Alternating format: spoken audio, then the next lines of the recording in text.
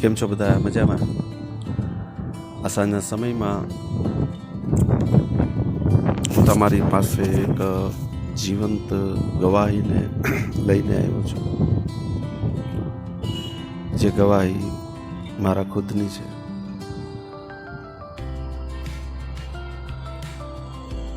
ઘણા સમયથી હું વિચારતો હતો કે હું વિડીયો બનાવું,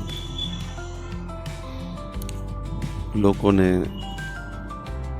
સાચા ઈશ્વર સંબંધી જાગૃત કરું, પણ ઘણો ડર લાગતો, ઘણો ભય લાગતો. કેમ કરું, શું થશે? પણ ઘણી પરિસ્થિતિઓએ મને શીખવી દીધું. ઘણા ડરમાંથી, ઘણા ભયમાંથી હું નીકળો અને ફાઇનલી મેં હવે નક્કી કર્યું કે જે સોશિયલ મીડિયા જેમના દ્વારા લોકો સુધી મારી સાક્ષી અને ઈશ્વરનું જીવંત વચન લોકો સુધી પહોંચાડી શકું, જેમના માટે આ સોશિયલ મીડિયાનો સહારો લઈ અને તમારી સામે અમારી જીવંત ગવાહીને મૂકું છું.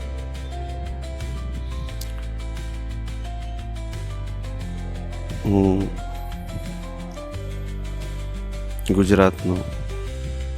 ગુજરાતના જુનાગઢ જિલ્લાના માણાવદર તાલુકાનો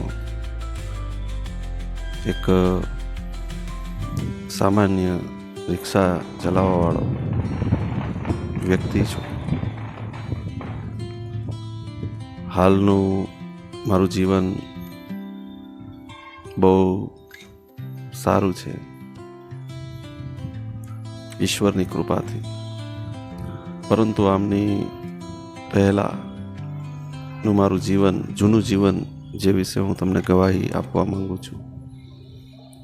મારું આજથી 11 વર્ષ પહેલાં મારું જીવન ખૂબ જ બગડેલું હતું. પાપમય જીવન હતું. વ્યસન કરનાર હું વ્યક્તિ હતો.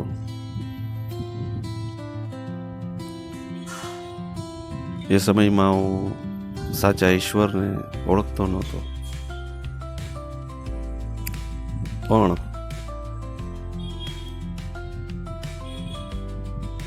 આ દુનિયામાં જે કાંઈ આનંદ થાય છે અને જે કાંઈ મને જોવા મળ્યું અને જે કાંઈ મેં શીખ્યું, એ અનુસાર મેં કર્યું.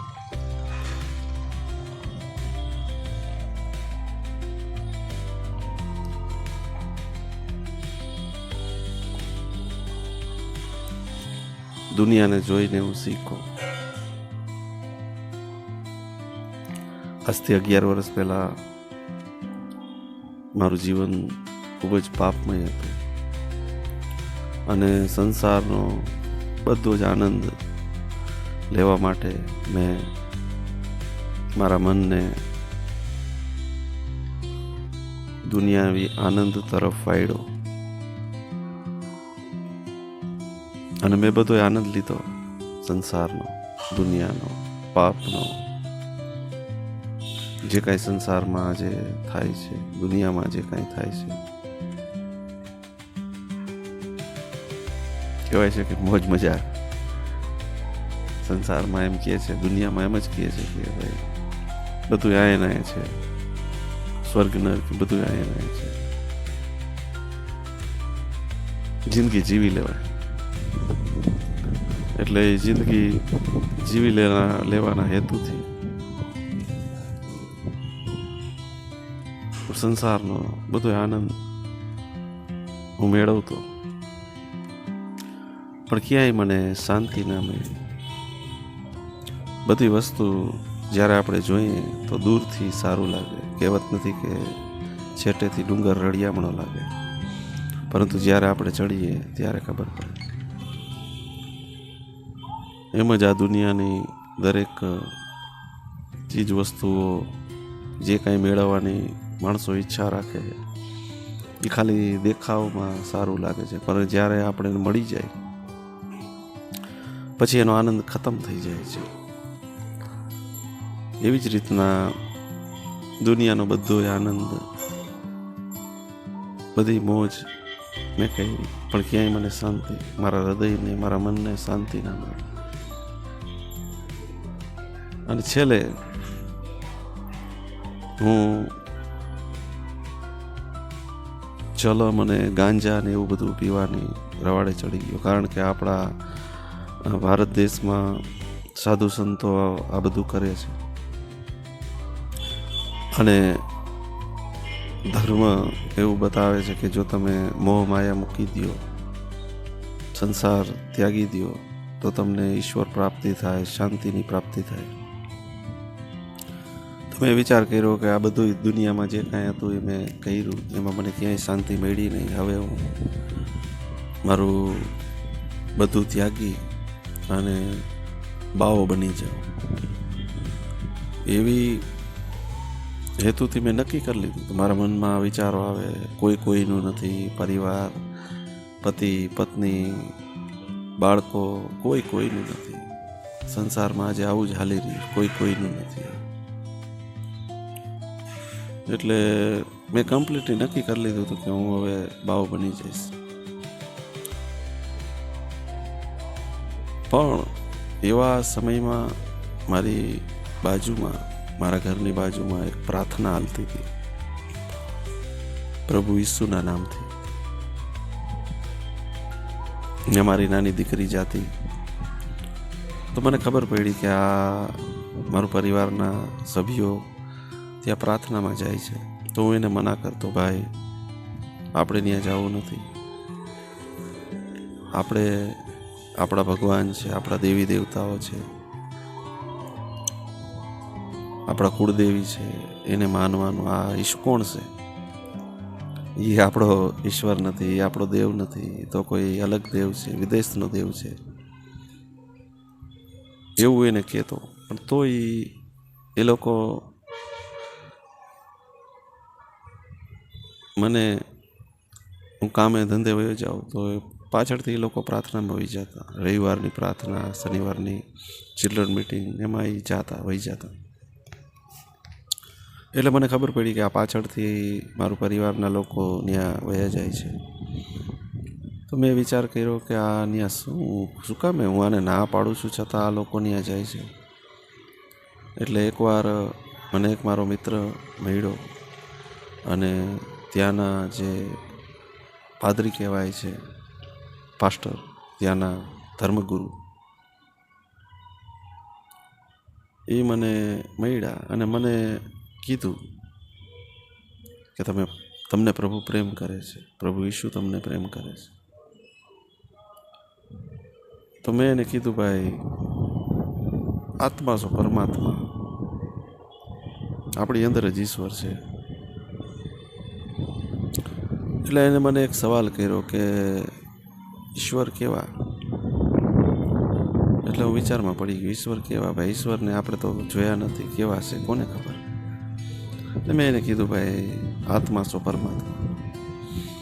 તો એને કીધું કે જો આત્મા છો, પરમાત્મા હોય તો પરમાત્મા જેવા આપણે હોવા જોઈએ કે ના હોવા જોઈએ? હોવા જોઈએ.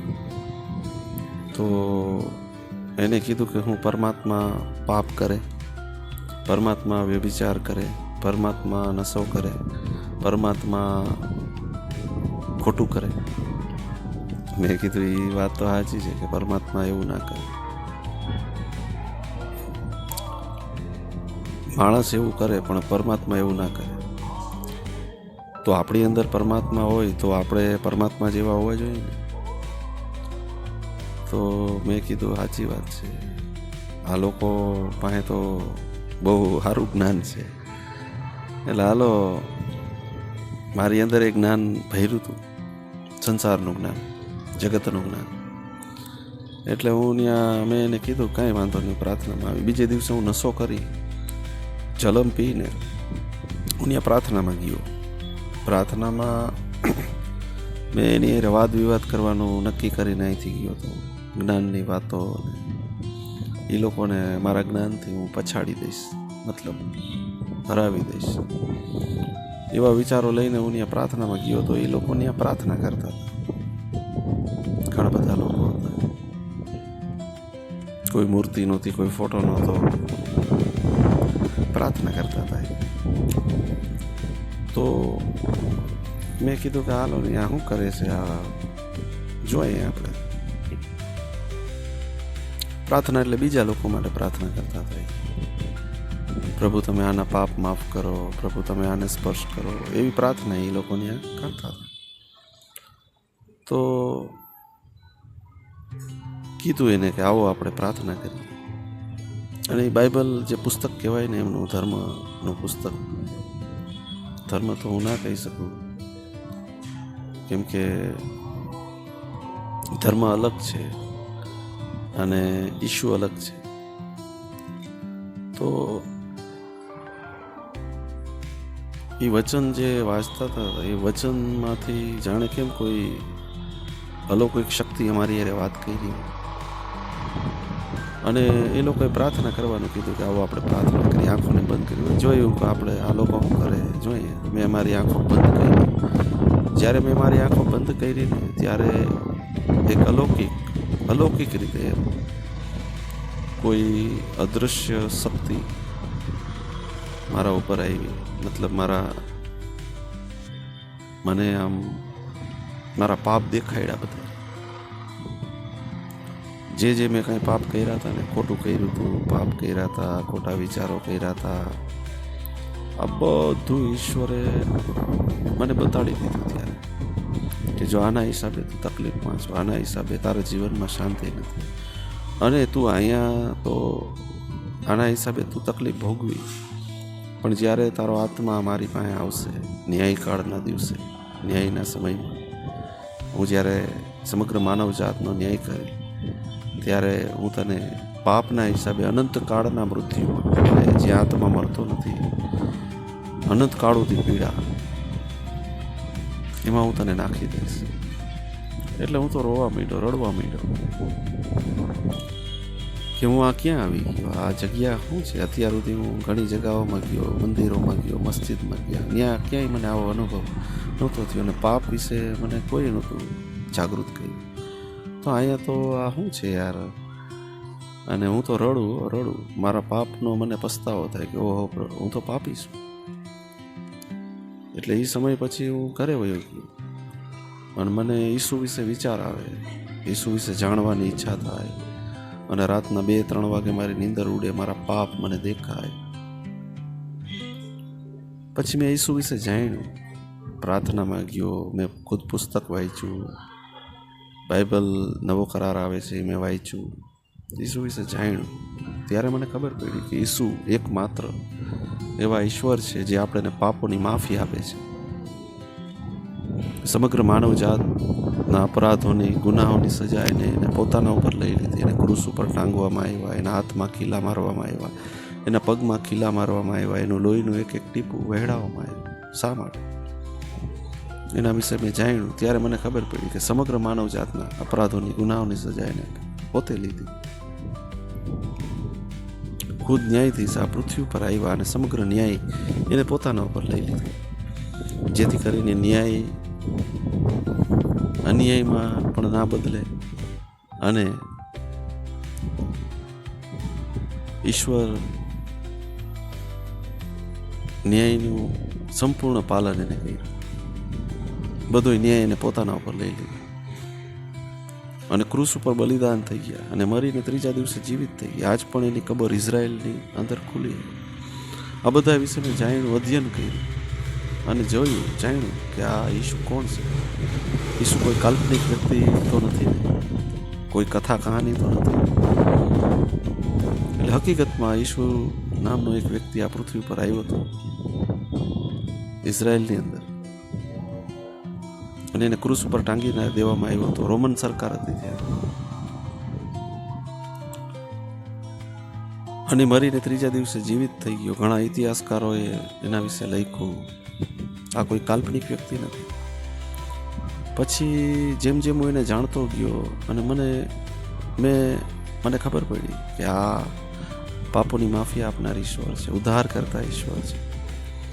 એટલે મેં ઘૂંટણે પડીને પ્રાર્થના કરી, પ્રભુ ઈશુને મારા ઉદ્ધારકર્તા તરીકે સ્વીકાર્યા અને મારા પાપનો પસ્તાવો કર્યો. એ જ સમયે કહેવાય ને કે જાણે કેમ એક મોબાઈલની અંદર આપણે અપડેટ મારીએ અને મોબાઈલ નવો થઈ જાય, એવી જ રીતના જાણે મને અંદરથી ક્લીન કરી નાખ્યો. બીજે દિવસે હું લોકો પાસે માફી માંગુ અને મને પાપ કરતા બીક લાગે, ભય લાગે, હાવ મને અપડેટ કરી નાખ્યો.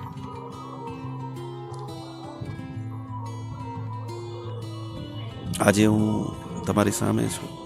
આજે મને મારાથી કંઈ ભૂલચૂક થઈ જાય, પાપ થઈ જાય તો મને પીડા થાય અંદર. મારો અંતરાત્મા મને કોસે કે જો તારાથી આમ થઈ ગયું.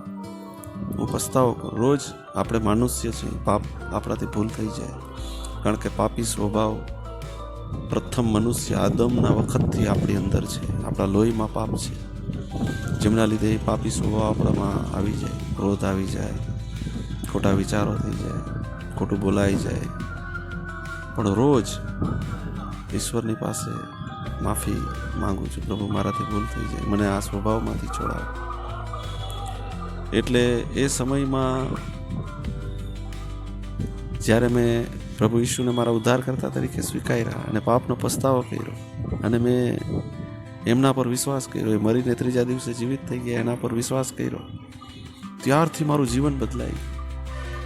મારો ધર્મ નહીં, મારું જીવન બદલાયું. તો એ સાક્ષી, એ ગવાહી હું તમારી સામે રજૂ કરું છું, મૂકું છું.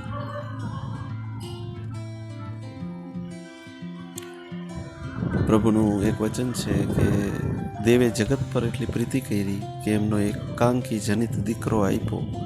એ સારું કે જે કોઈ તેના ઉપર વિશ્વાસ કરે તેનો નાશ ન થાય, પરંતુ અનંત જીવન પામે. ઈશ્વરે મનુષ્ય જાત ઉપર એટલો પ્રેમ કર્યો કે એમના શબ્દને, એમના વચનને એમને મોકલી દીધા. એટલે ખુદ ન્યાયાધીશ આ પૃથ્વી પર આવ્યા. હવે એના ઉપર આપણે વિશ્વાસ કરીએ તો આપણને પાપની માફી મળી જાય છે. જેમ મારું જીવન બદલ્યું, એમ ઘણા બધા લોકો આજે શૈતાનના બંધનમાં બંધાયેલા છે, વ્યસનમાં, પાપમાં. પ્રભુ એને પ્રેમ કરે છે અને એને આ બંધનોમાંથી છોડાવવા માંગે છે કે મારો દીકરો, મારી દીકરી મારી પાસે આવે, એના પાપનો પસ્તાવો કરે તો એ પિતા આપણને માફ કરવા તૈયાર છે. પ્રભુ અમારી સાક્ષી દ્વારા તમને આશીષ કરે.